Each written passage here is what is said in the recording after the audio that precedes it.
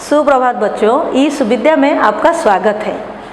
समय पाय फल होत है, समय पाय झरी जात, सदा रहे नहीं एक सी, का रहीम पछतात। अर्थात सदा किसी की अवस्था एक जैसी नहीं रहती, इसीलिए हमें दुख के समय पछताना नहीं चाहिए।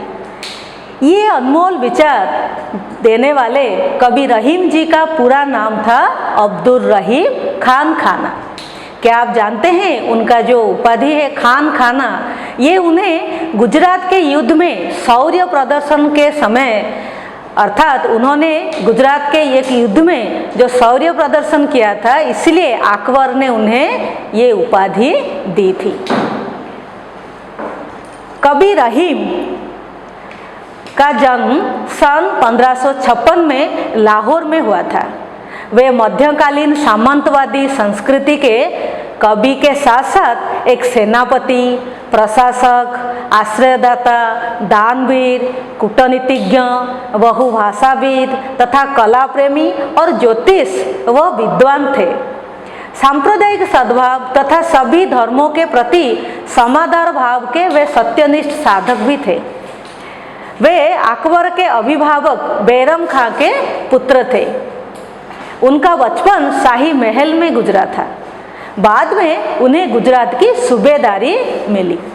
उनकी रचनाएं रहीम रत्नावली, रहीम विलास, रहीमन विनोद, रहीम कवितावली, रहीमन चंद्रिका, रहीमन शतक, जिसमें उन्होंने श्रृंगार, नीति और भक्ति के विषय को स्थान दिया था।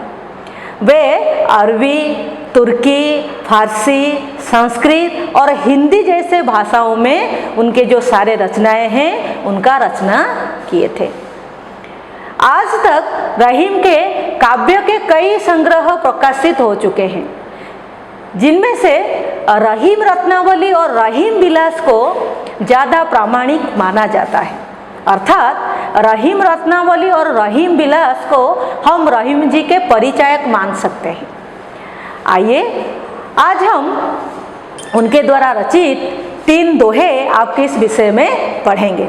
उनका जो पहला दोहा है आपके विषय में, उसके बारे में आज अध्ययन करेंगे। आप मेरे साथ अभ्यास कीजिए। तरुवर फल नहीं खात है, सरवर पियहि ना पान, कही रहीम पर काज हित, संपत्ति संचय ही सुजा। फिर से देख लीजिए। तरुवर फल नहीं खात है, सरवर पियहि ना पान, कही रहीम पर काज हित, संपत्ति संचय ही सुजा। ये जो दोहा है, ये हम अगर कहेंगे कि एक ही वाक्य पर ये आधारित है। वो वाक्य है, परोपकार एक महान कार्य है। ये दोहा परोपकार के ऊपर ही लिखा गया है। तरुवर का अर्थ आप जानते हैं, नवी कक्षा में भी पढ़ चुके हैं। पेड़, वृक्ष को तरु जैसे शब्द इसके पर्यायवाची या समानार्थी शब्द हैं। फल नहीं खात है, यहाँ पर आप जैसे जानते हैं खात मतलब खाना, तो तरुवर फल नहीं खाता है। तरुवर में जो फल, पेड़ पे जो फल उगते हैं, उसे वो पेड़ खुद नहीं खाता है। सरोवर के प्रतिशब्द हम क्या कर सकते हैं? तालाब, आपका पुष्करिणी जैसे शब्द हम सरोवर के समानार्थी शब्द बना सकते हैं। तो तालाब क्या करता है? पियहि न पान, पान मतलब पानी, जल।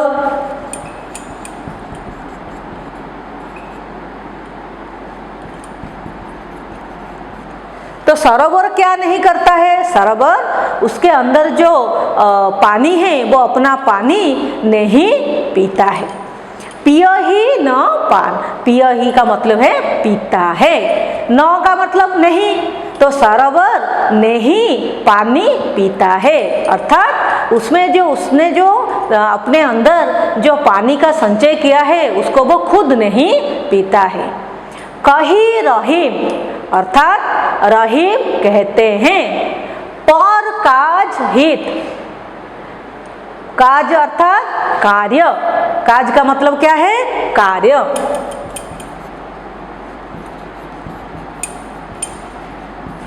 तो रहीम कहते हैं पर काज, दूसरों के कार्य के लिए, दूसरों के हित के लिए संपत्ति संचय ही सुजान। सुजान आप जैसे कि जानते हैं, अर्थात साधु जन, अच्छे व्यक्तियों को, साधुओं को हम क्या कहते हैं? सुजान। उसका विपरीत क्या हो जाएगा आपका?